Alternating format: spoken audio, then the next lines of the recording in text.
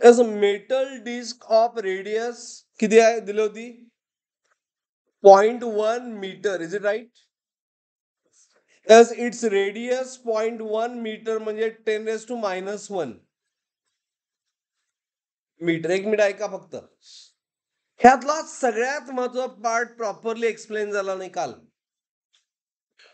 It is omega दिलंय त्या disk omega दिलंय किती 10 आरपीएस म्हणजे रेव्होल्युशन पर सेकंड.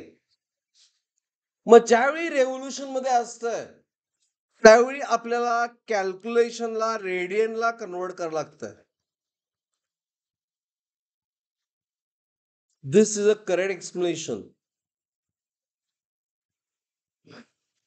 सो यामध्ये ओमेगा किती दिलाय 10 इंटू 2 म्हणजे 20 पाय किंवा रेडियन पर सेकंड दिलाय.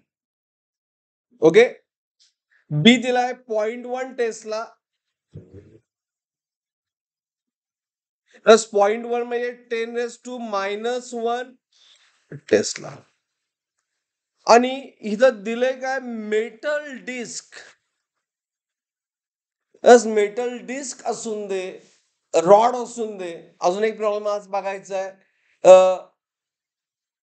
In that also omega circular rotating magnetic field आहे सॉरी रोटेटिंग बॉडी आहे.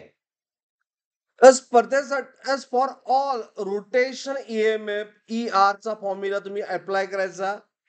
हा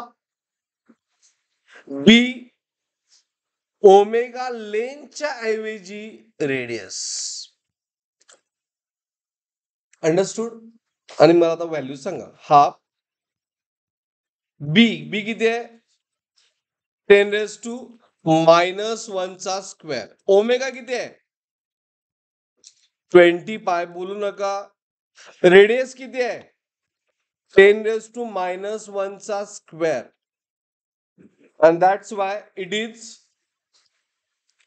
as 10 पाय 10 पाय काय झालं 20/2 10. हे -1 चा स्क्वेअर नाहीये बी चा स्क्वेअर नाहीये.